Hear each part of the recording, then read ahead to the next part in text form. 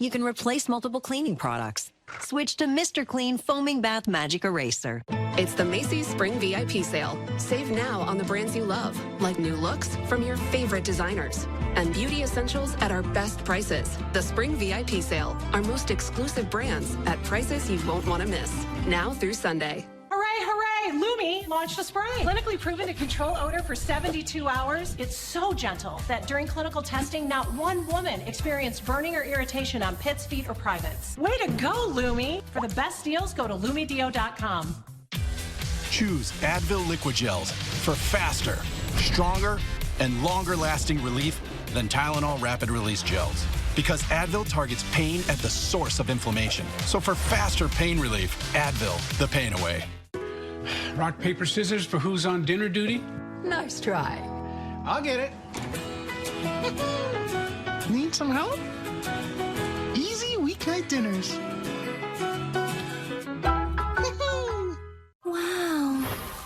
This Charmin Ultra Soft Smooth Tear has wavy edges that tears so much better. I'm starting to get teary away. Designed with smooth tear edges, Charmin Ultra Soft Smooth Tear has wavy perforations that tear so much better for a smooth, more enjoyable go. Plus, it has more cushiony softness than ordinary squares. Try Charmin Ultra Soft Smooth Tear, voted #1 product of the year. Fairway sale is full speed ahead with these lightning-fast deals. All natural Iowa pork chops are just $2.48 a pound. California mandarins are only $3.88. Sara Lee honey wheat bread is just $2.49. Jack's original thin crust pizza is 3 for only $9.98. All natural boneless skinless chicken breast is just $2.99 a pound. Fill me up.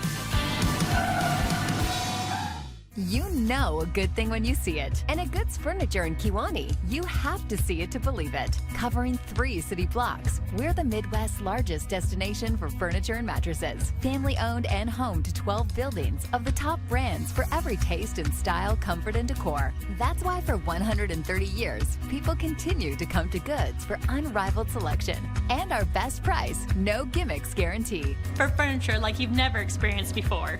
Make it great at Goods. All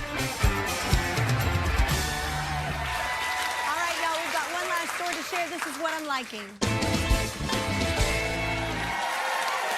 So on this Trans Day of Visibility, we want to tell you about a new album that celebrates the beauty of the transgender community and all the artists within it. It's called Tranza, and it actually features tracks with Sam Smith, Beverly Glenn Copeland, Fleet Foxes, plus Sade's first new song since 2018, which is really cool. I know. It's the brainchild of the nonprofit Red Hot and actress, model, and activist Massima Bell, who's on the line right now. Massima, hi! So tell me, how did you come up with this idea? Oh my gosh, well, I concepted this project with my friend Dust Reed at the beginning of 2021. So it's been a long road. And Dust had previously worked with Red Hot, which has, for the last 30 years, made these kind of groundbreaking benefit records that have featured the era's like highest profile musicians and have really changed the game in terms of like the existence of LGBT people in pop culture and really raising awareness for AIDS relief. And we really wanted to build on the model that Red Hot developed, but with an album that focused on all the beauty and gifts that trans people bring to the world. And so we had this amazing team at Red Hot that we joined forces with, and we wanted to make something that was this huge celebration. And so we ended up with like over 100 of the most talented artists of our generation, and really some of the most like imaginative and like daring trans and non-binary artists that are making work today. Yeah. That's incredible. So like what's the vibe of the album? Obviously all the artists are different, but what's the overall vibe? What will people find when they listen? Yeah, so there's 8 chapters. It covers like a wide range of genres and feelings. It charts this kind of like spiritual journey. So you can listen to it. If you have 3.5 hours, you can listen to it in one go, but you can listen to each chapter. Some of them are more like upbeat and like dancey, like the Liberation chapter, and some are more like moody and meditative. But there's kind of something for everyone in the project. Yeah, moody and meditative, that's me. I like that one, that's nice. Well, Tranza is available. Thank you so much, Massimo. I'm liking your post right now, but that's not all. Our season-long partner, Pilot Pen, makers of Precise, the go-to Precise pen of the Kelly Clarkson Show, want to honor truly unstoppable people just like you. So they're going to be writing a check to the nonprofit Red Hot for $1,000 in your honor. Thank you so much. Congratulations. What a huge success. I can't wait to listen. Thank you to all our guests this hour, Eric McCormack, Michael Sander, Lisa, Nikki, and Lauren Darren. Y'all have a great day, and it's not changing.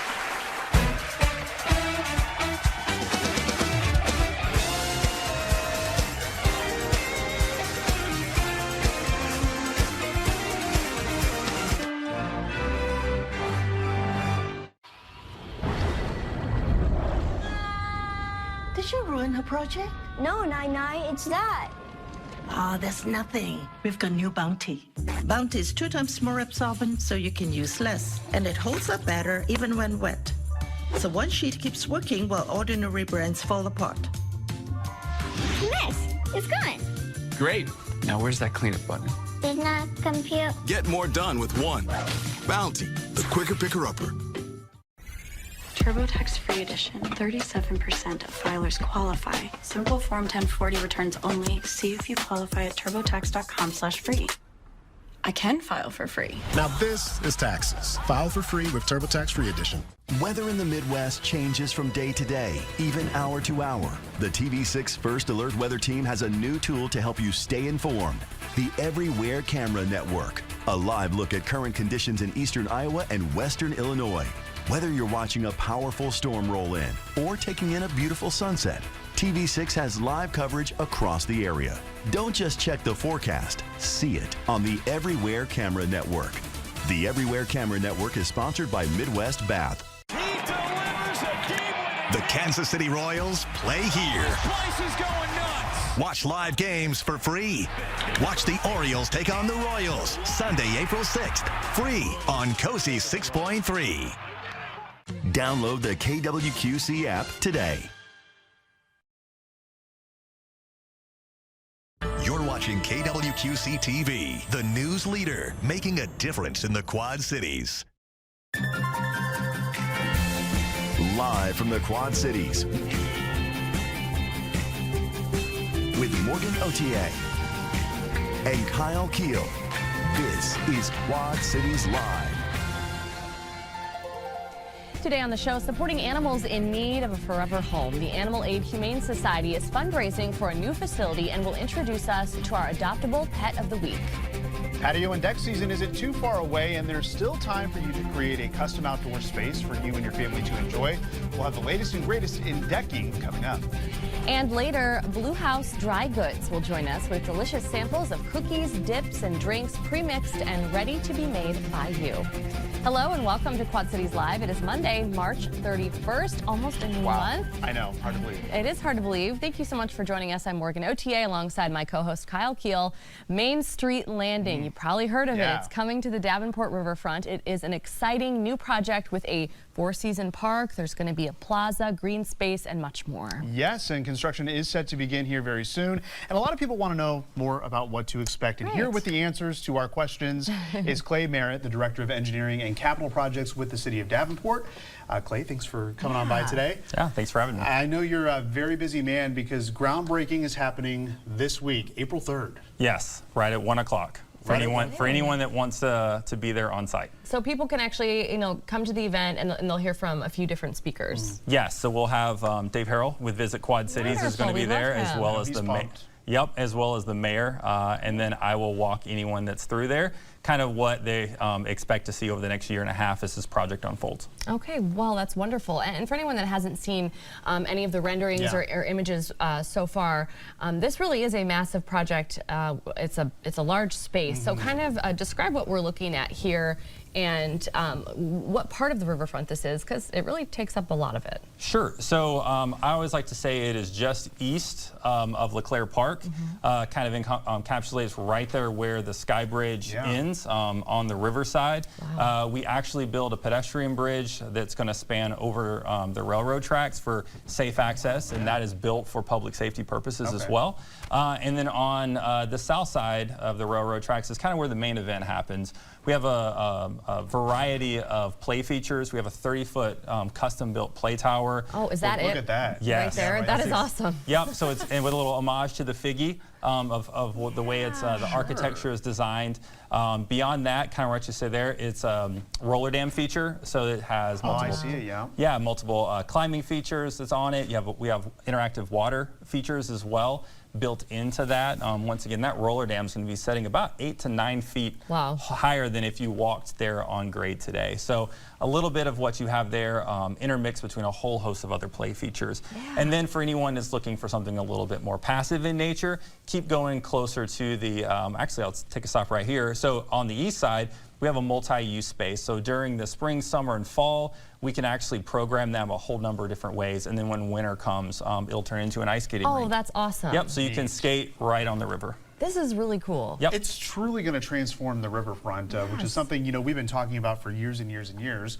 So, of course, you know, naturally, everyone's going to have some questions. So we first want to start off with how it's being funded, because the city is not using infrastructure funding for this park. That is correct. Yep. So this is one of the unique aspects of the project is how we've kind of put together the funding strategy.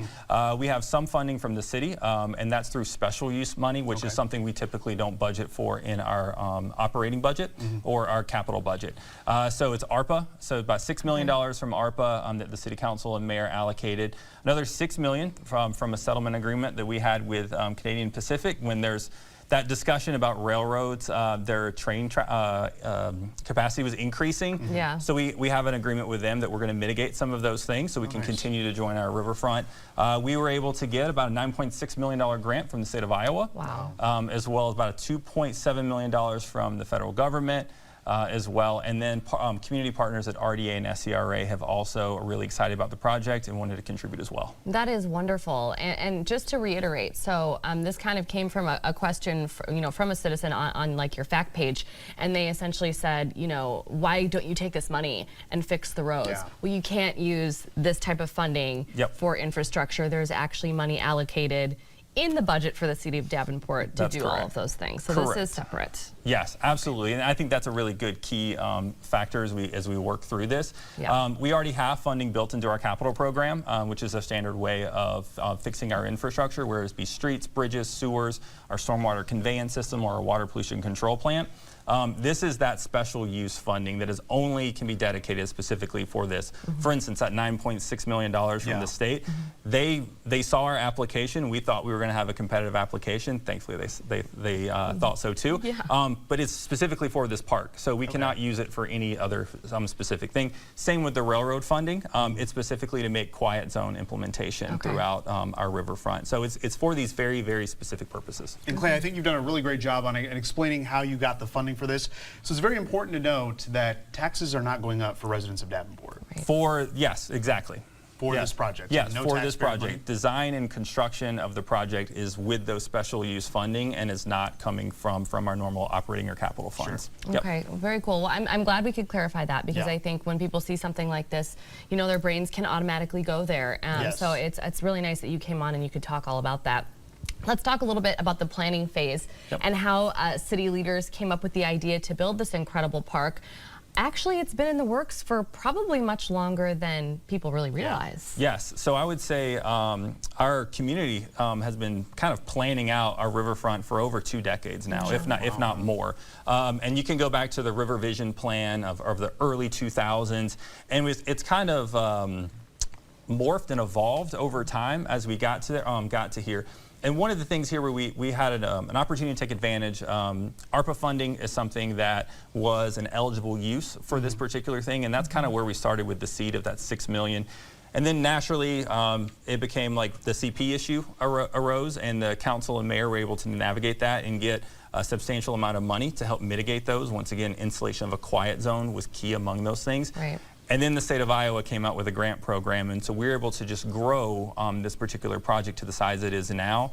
From it was once $6 million a year. In fact, even before that, it was in the capital budget, our normal way we budget everything, in there for $1 million a year. Sure. So we were able to advance this forward. And one of the council's directions that I thought was also telling was we removed that from our capital budget. So once again, in our 6-year plan, you don't see this. Right. And instead, we put in flood mitigation instead. Wow. So now we're able to fund flood mitigation components throughout our riverfront by being able to then fund this through other measures. And I think that's probably where everyone's mind also goes is, okay, this is going to be along the river, so we're spending all of this money, so we've got the plan there. So you've got plans to mitigate the issues to where it's not going to really impact the project too much. That's correct. So we acknowledge we live with the river. It's something that we and the city of Davenport, it's what we do.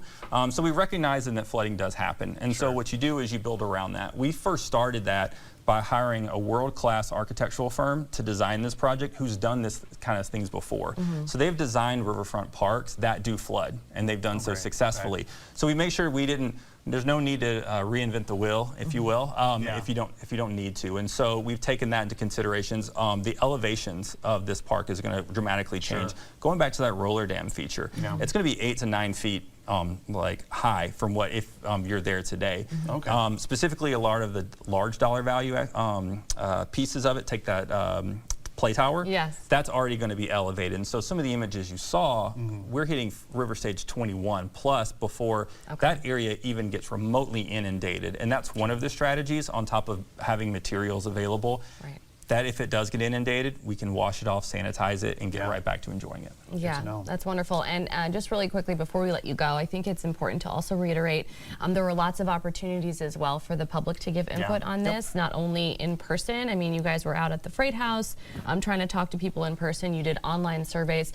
So there's a good amount of folks here in the Quad Cities that really got to give their 2 cents and their opinion about what they wanted to see in this park as well. Yes, absolutely. And I would start with saying we built the foundation of what you see with these images with those 2 decades worth of planning and then tried to modify those and evolve those with that public input over the last 3+ years. So yes, that absolutely. What you see is what we asked people what they're looking for, and this is kind of what they were asking for, and that's how we started design. Wonderful. Well, for anybody who wants regular updates on this 10-acre attraction, just visit the website on your screen, davenportiowa.com/Main Street Landing. There you're going to see everything that's coming up, including that groundbreaking ceremony that is happening a little bit later this week. Very cool. Yeah, Clay, thank you so much for being here today. Yeah, thank you for having me. Thank you, Clay. Well, coming up on Quad Cities Live, we're going to meet our adoptable 4-legged friend from Animal Aid Humane Society in Moline. And we're going to get an update on their plans for a brand new shelter. That's next. Each week here on QCL, we feature a local humane society and introduce you to an animal that you can adopt. And this week's 4-legged friend is coming from Animal Aid Humane Society in Moline. Yes, joining us is Vicki Sanders, along with the beautiful King Valentine, who is joining you. Vicki, welcome back. Thanks for being here today. Absolutely. Okay, so let's talk a little bit about King Valentine and his personality. You said he's about 8 years old? Right, 5 to 8. 5 to 8 years old. Yeah. And he's very friendly from what you explained. Oh, yes. Very loving. Very loving. He gets along with cats, too. Okay, gets along with other cats. So this adoptable cat has something called FIV, which is feline immunodeficiency virus. So talk a little bit about what that is, because it actually is a lot more common than people may think.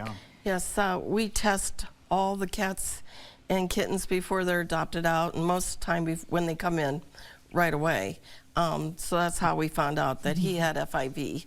So, because as soon as we took him in, then we tested him. So it's almost everywhere. People don't realize it, and they really should. If their cat wasn't tested when they adopted him from a shelter, they should just go get him tested. Okay. Because it's contagious by blood.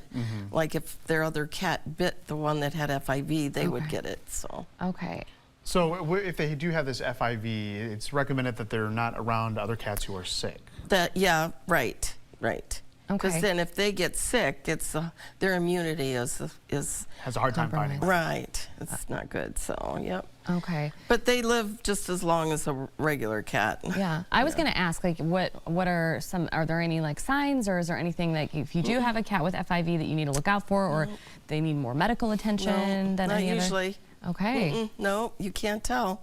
Okay. Now then, when you test them, like the test we use, test for both feline leukemia and FIV both. Okay. And the feline leukemia is the friendly disease, which is highly contagious and it is deadly. Oh, okay. Well, that is, yeah, good information to have. Yeah.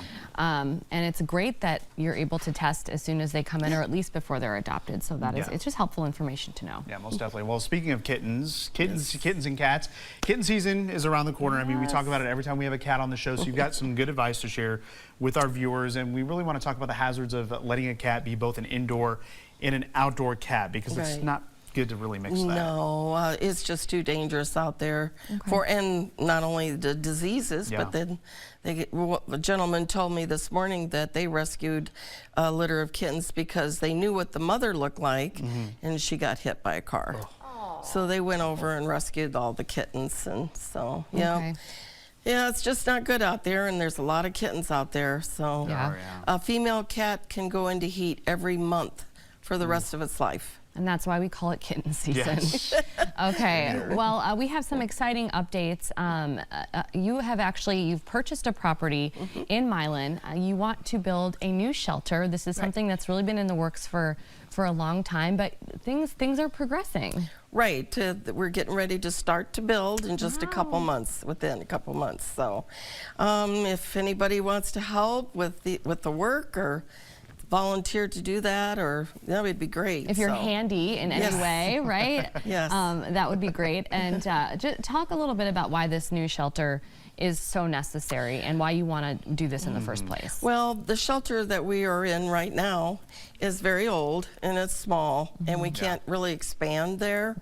And the location I didn't think was very good. Plus we have the flood waters coming out of the upper in the hills. They call it, flash flooding. That's what we got flooded with.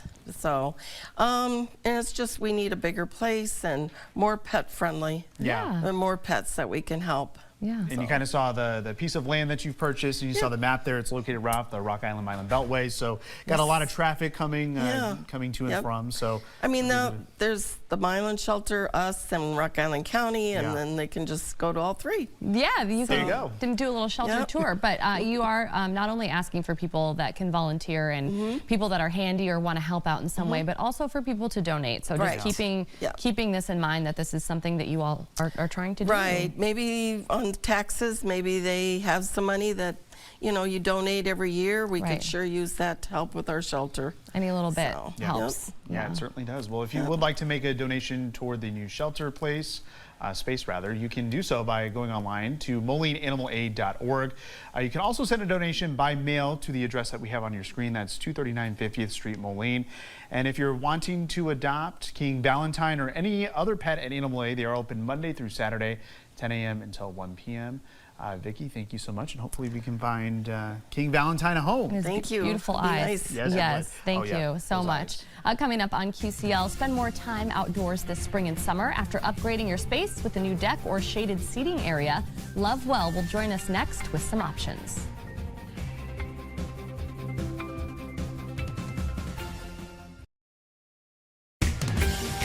You're watching Quad Cities Live. Warmer weather is right around the corner, and that has many of us thinking about home improvements. And if you're considering a new or updated outdoor space, Lovewell Fence and Deck can help. Back with us this afternoon is residential manager Josh Kotecki. Josh, welcome back. Yes, thanks for having us. Yes. We're excited. Oh, yes, we're so excited to have you. We had a great conversation about fencing with you just 1 week ago. But today we're really going to focus on what to expect when it comes time to either put a deck in or replace an existing deck. So talk a little bit about the process and what people can expect if they are replacing their deck. Yeah, so when we dive into that process, it's really a hands-on, that consultation type process. So once we start it, it's really a couple of different categories. We have either an existing deck that we can use the substructure, which what we would call a resurface. So we tear everything apart. It's kind of like open heart surgery. And we really put it all together using the bones of what they already have.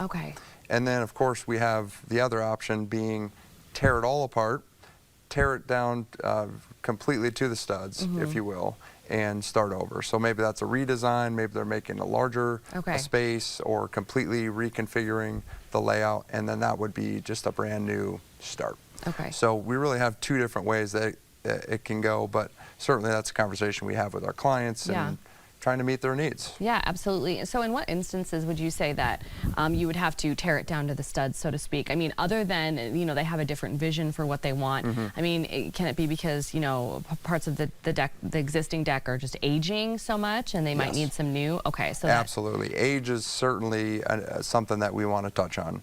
Anytime that we have a frame that's maybe just visually in really bad shape, a visual damage, or maybe it's coming upwards of 15 or 20 years of life. That's typically a question I would ask. When was the deck originally built, and how much longer are you going to be here? And if those questions are, yes, the deck's been here for 15 or 20 years, and we plan on being here for another 20. Well, at that point, when we talk about low maintenance materials, we want to make sure that we're using a substructure that's going to last for a long, long time. Absolutely, because you don't want it in any way to be dangerous. That's right. And speaking of materials, so there are a variety of materials that you can use when building a deck.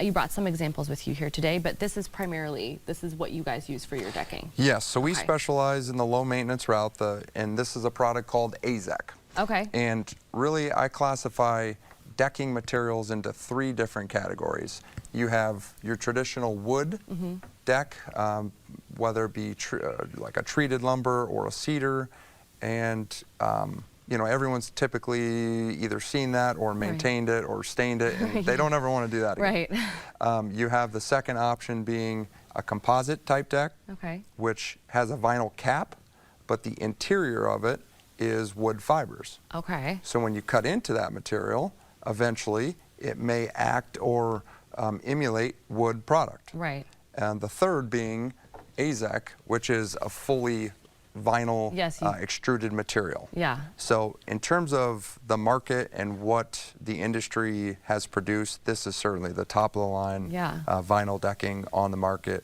which is why we use it. Our crews love it. Our customers have raving reviews about it. Well, it's nice looking. I mean, this one specifically has like the wood grain in it and like a nice brown color, but I'm assuming there are different options even in that for people. There are, great point. We have 5 different colors that we stock and inventory in-house, so that's something, any consultation that we're on, we will always show the physical samples. I should know, I would be remiss if I didn't mention that we have a fully built showroom, an indoor and outdoor showroom, which is just fantastic for customers to come physically walk on a deck, touch the railing, and see what's going to best work for them. Very cool. And then the other items that you brought here today, you already told me, so I'm not magical, but they're like railings, so what you would use. Correct. So we have like 2 very different styles here, 2 very different colors.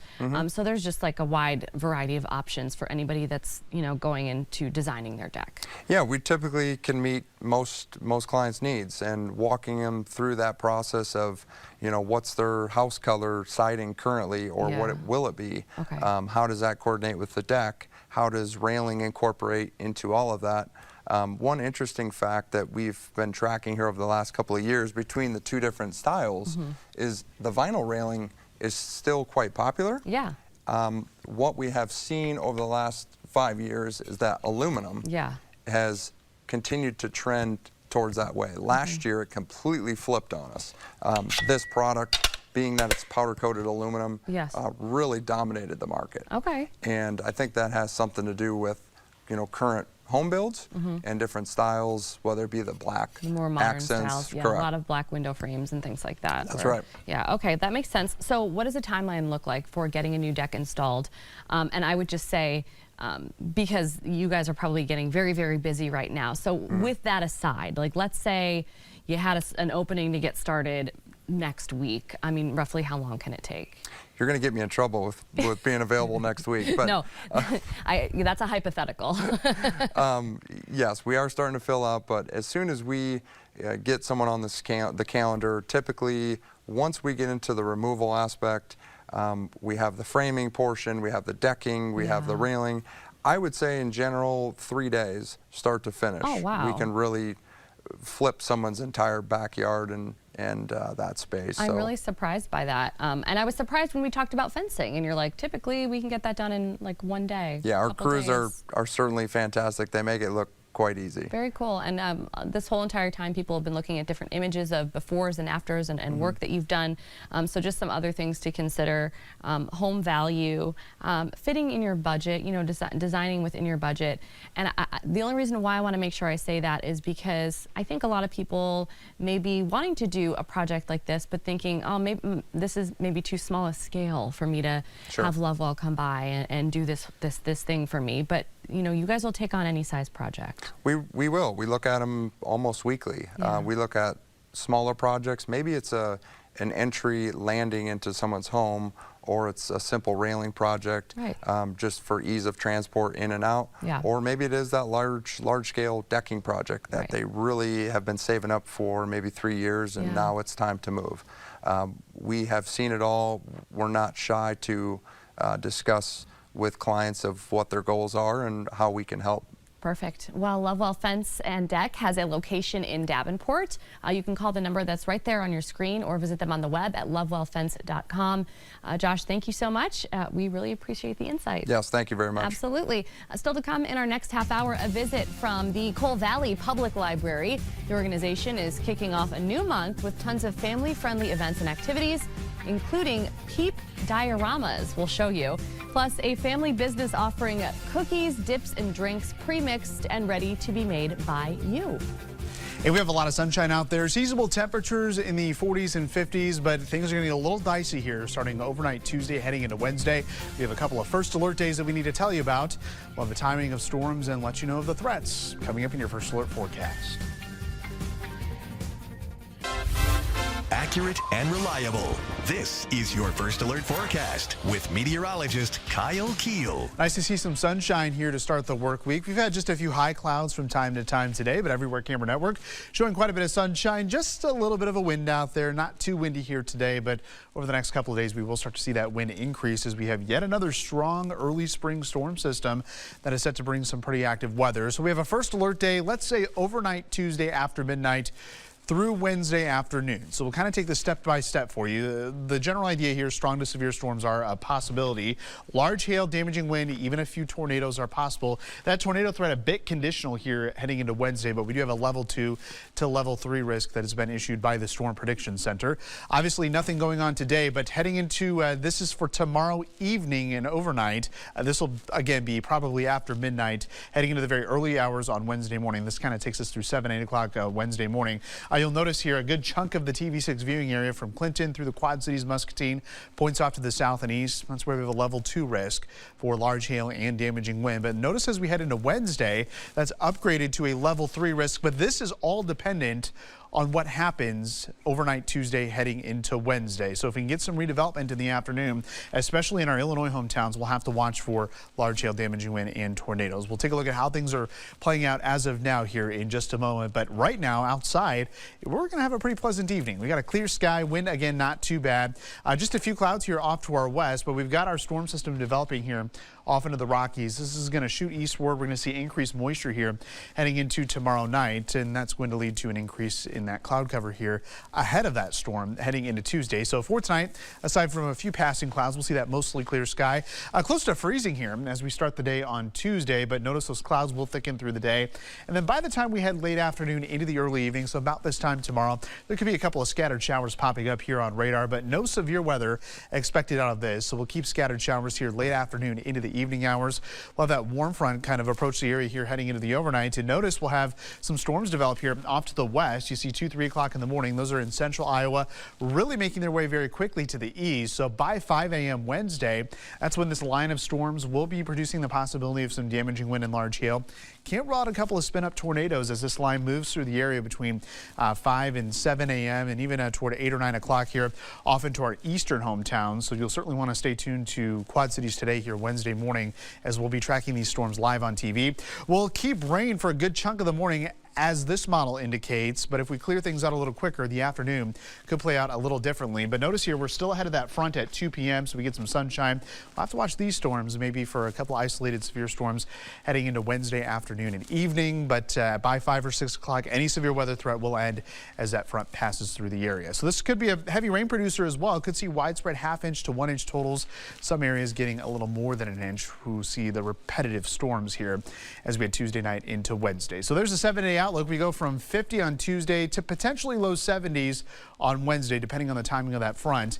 But we do get kicked back down into the 50s, which is right where we should be here heading into the late week and into the weekend. There's another chance for some storms here on Saturday. Looks like the highest chance will be south, and right now we're not concerned about any severe weather there. But Morgan, it just goes to show you that we need to be prepared for severe weather really any time of the year. So we'll keep a close eye here tomorrow night into Wednesday. All right, well, good information there, and it looks like you guys have a long week, so we'll keep up to date with you and on our weather app. All right, sounds good, Morgan. Thank you. Thanks. Well, tomorrow, as you heard, is the first day of April, which means there is a new month on the calendar full of events and activities happening at the Robert R. Jones Library in Cole Valley.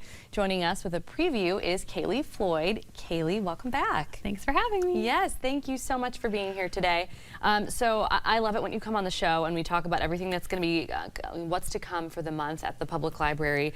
And there is no shortage of really cool stuff happening. We're going to start with this meet and greet. How I Became a Pirate. So you're partnering with Circa Under 21 for this. Yes. Okay, so tell us all about it. Yes, we've worked with them in the past for a couple different events, and so I've kept them on my radar. So they're having How I Became a Pirate at Circa 21. Okay. So we're going to have a little short reading of the book and a couple different stations with like sensory bins, make your own treasure map, and make your own message in a bottle. Tons of fun things going on that day. Okay, I love that. So that one is coming up on Monday, April 7th. That's from 3:15 to 4 p.m. And you brought, now I don't know if folks can see it, but you brought some really cool items with you here today, just showcasing exactly what you just talked about. So an example of them creating a treasure map, a message in a bottle, and then the sensory bin is really cool because it's almost like we've got the buried treasure thing going on here. And I'll try and lift it a little bit right without spelling. So it's kind of like the mini mock-up. I'll have a big sensory bin kind of similar to that, and maybe some other smaller ones as well. So that is all hands-on stuff. Yeah, you guys just come up with the coolest stuff ever. And one of the next events to come up is Poetry Playground, a writing circle. So that's Thursday, April 10th at 6 p.m. So within the same week as this meet and greet, but this is geared more toward adults. Right, I know the name kind of throws you off with the playground part, but yes, it is for adults. We're kind of celebrating April is the month for poetry. So yeah, we're doing a little poetry writing circle where they'll get practice at writing their poems or bringing poems they've already written and kind of having them edited by each other, and then using tips from different books we'll provide, and it should be a good time and good way of showing their creativity through poetry. Yeah, that you don't really get a lot of opportunities to share things like that, you know, about yourself. So it is cool to have kind of a supportive group where you can do that. Yeah, up pressure next, off. Yes, pressure off, exactly. Creative Crafters, which is something that you guys do every month, but under different themes. And we got bath bombs coming up on Thursday, April 17th at 5 p.m. And this one, again, is another one geared toward adults. And I really love this, that you do this at the library, because as adults, I think sometimes it's hard for us to find really fun and creative outlets. Yes. We kind of, you know, just go to the same restaurants all the time. And, you know, it's really nice that you guys have organized a place where we can do this. I think the main thing, too, about it is that it's like mess there and not mess at home, too. Even for adults, like, it's fun to come up with and see the ideas, but then the thought of doing it at home and making a huge mess, and then if it doesn't go right, it's like, now I have to clean up this big mess I made. Why'd I do that? Yes, exactly. So you get to customize your own little bath bomb. We have a couple different essential oils you can add. These are just a few that I brought with. But yeah, it should be really fun. We've done it before in the past as like a Mom's the Bomb event. Yes. But some of our adults missed that event, so they were like, bring it back so we can do it again. So yeah, it should be really fun. This is really, really fun. And also, once you're done, also would make a great gift, okay? Oh, yes. I love to point that stuff out to people. Absolutely. A Cole Valley History Roundtable presentation. So that is Tuesday, April 22nd at 5 p.m. This is just going to be really cool. I mean, you guys have a long history, which we've talked about on the show before. So this is a chance to learn more about that. Exactly. So this is a group that was kind of already established, and we're bringing it to our library to hopefully get more members to to join in and have Wonderful. discussion about Cole Valley and its past. Today I even brought like kind of one of our little plaques we have hanging up at our library, and it's of like the high school that used to be out there because it's no longer out there. They're all integrated and stuff. So kind of just the history of Cole Valley and learning more about where you live, you know, your community. Very cool. Yeah. Weird and Wonderful Creations. This is another one that you guys do often with different themes. Optical Illusions is the theme for this one. It's at the end of the month on the 29th at 3:30 p.m. So this is a fun one for the kids. Yes. So I did a pre-example of like an Easter egg, but I'm going to let them choose a couple different templates they can follow. But yeah, it'll be fun, step by step. It's low pressure, so mine didn't exactly turn out as optical illusion as I wanted it to, but it's still really cute. Yeah, you give yourself enough credit, honestly. You do a great job. Verses and Vibes open mic night, Tuesday, April 29th at 6 p.m. So this is an evening event for the adults 18 and up. This is a chance to maybe show off some of the poetry that you worked on. Yeah, that's exactly kind of the leaning into that. So you get to prep, make all your poetry, get it edited, and then if you're brave enough, you get to come speak your word. Yes, I love that. So that's something to mark your calendar for. And last but certainly not least, we've got Peep Dioramas, which is probably the first time that we met you last year. You did this last year with the Peep Dioramas, and you made this really cool one of the QCL set. So yeah, maybe it was like the second time that you I think so. Yeah. There's a photo, an up-close photo of it. We keep it in our studio all year round, and because people think it's so cute, so we actually put it here on the table. But it's a whole contest, and people can start getting creative and building them right now. Absolutely. And then they have a deadline to submit them. Yes, I believe the 26th. I'm pretty sure that's the date. Yeah. When to submit them by. You can come pick up a little packet of Peeps, and then we have like a form that you fill out. You just have to have it be on a book, a movie, or a game. My teens asked for games this year, so yeah. Very cool. Maybe some Minecraft. Oh, I would love to see Minecraft. Yep. For updates on any event we talked about today, follow Robert R. Jones Library on Facebook. You can also find a full calendar on their website, robertrjoneslibrary.org. Kaylee, we always welcome the creativity. Thank you so much for joining us today. Oh yeah, thanks for having me. Of course, anytime. Coming up on Quad Cities Live, you might be surprised at what you can create with some pre-made seasonings and mixes. We're sampling the incredible offerings of a local family-owned business, Blue House Dry Goods. Next. You're watching Quad Cities Live.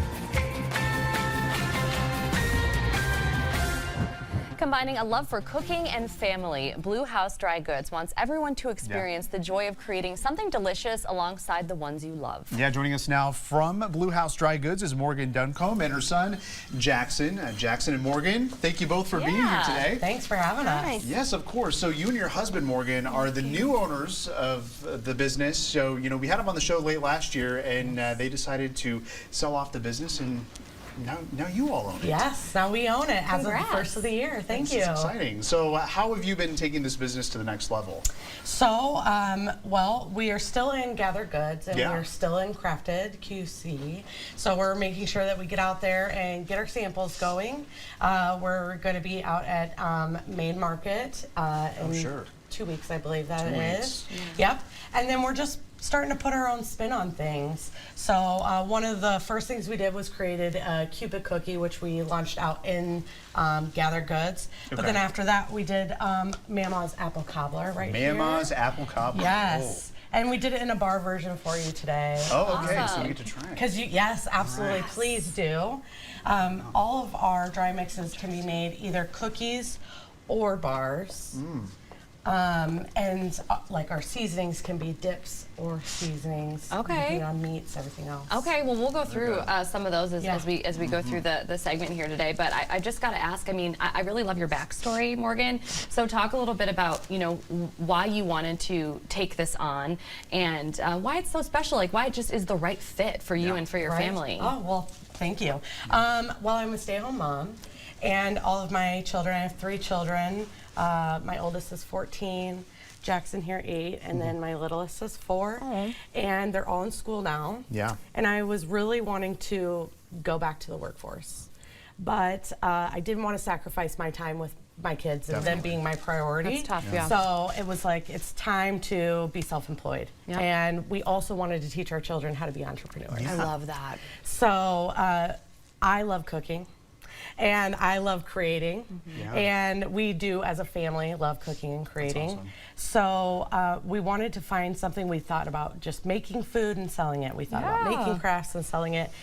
Saw dry goods, and it was best of both worlds. I was going to ask Jackson, what do you love about cooking? Yeah. Eating The it? cooking. Taste testing. Taste taste testing. testing, I kind of yes. thought he was going to say that. Yeah, so what's it like to do this with your mom and your dad? It's fun. Yeah, it seems like a lot of fun. It is. Yeah, it is. Straight to the point. That's what we like. What were you going to say? When you're mixing the cookies and it gets in your glove, it kind of feels good. Oh. I like it. It's a fun sensory activity as well. I love that. So we know where we can, find you guys. But I want to hear a little bit more. So you brought an actual dip with you here today. Yeah. So well, we'd like you to experience how quickly you can throw something together if this is sitting in your pantry. Okay. So you came, you got one of our seasonings, which we're going to do the ultimate garlic right here. Yes. I'm going to get this open for you. And whichever one of you wants to go ahead, you're going to take 8 ounces of sour cream. Sour cream. Yep. Okay. And you're just going to go ahead and stick that in the bowl. Okay. I just want to eat it. You can make it. Oh, yes. Yes. Oh. All right, so we got the sour cream. Yep, and then All we're right. going to do 8 ounces of whipped cream cheese. Whipped Now cream you can cheese, whip okay. your own cream cheese, but why? You know, Why right? do that when they sell? I love that. All right. Why'd we do that? Okay, and then you're just going to take that tablespoon right there, and oops, it's right here. Oh, okay. And you're just going to take out 2 tablespoons of our Tablespoons. seasoning. All right, we got the Blue House seasoning. Yes. All right, so 2. Yeah, Ooh, 1. Smells delicious. So you'll still have some left over. Plenty left over, okay. yes. And All you right. can soups, put it on your steaks, put it on your burgers. Yep, and then go ahead and pick your poison on what kind of whisk you'd like. All right. And you just mix that together.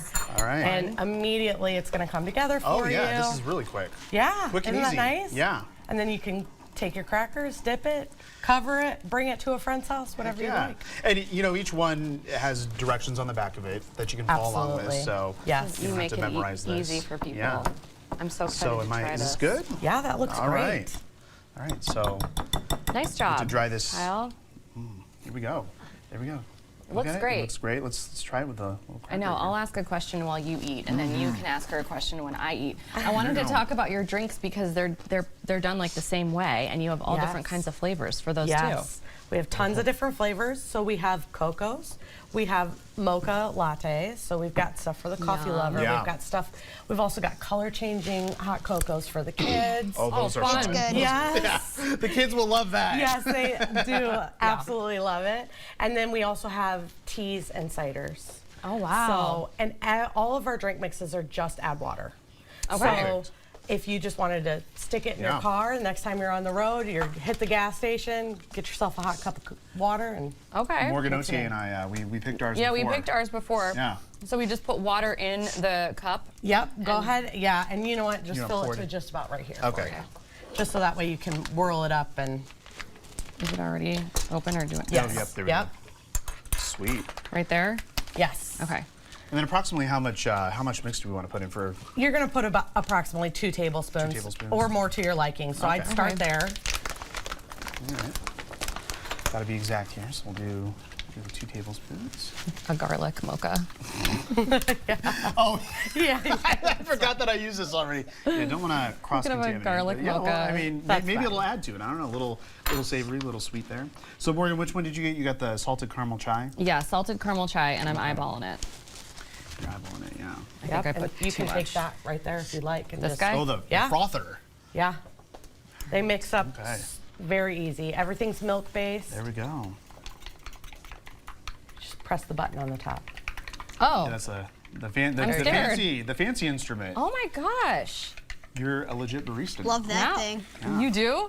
Yeah, I do too. It's I fun. got a little nervous, but Yeah. we're good now. All right. Very cool. So easy as that. Ooh, and it, yeah.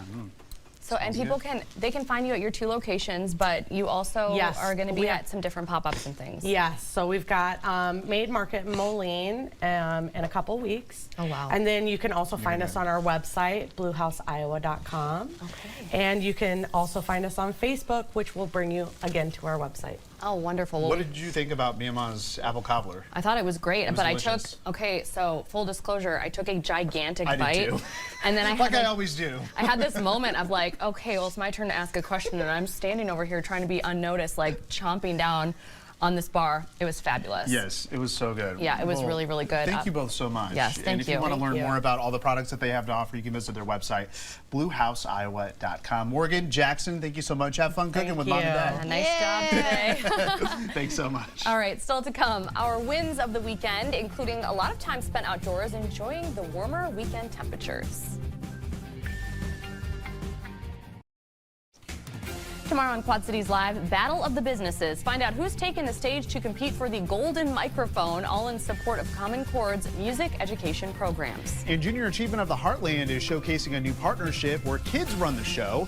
We'll take a closer look when you join us tomorrow right here on Quad Cities Live.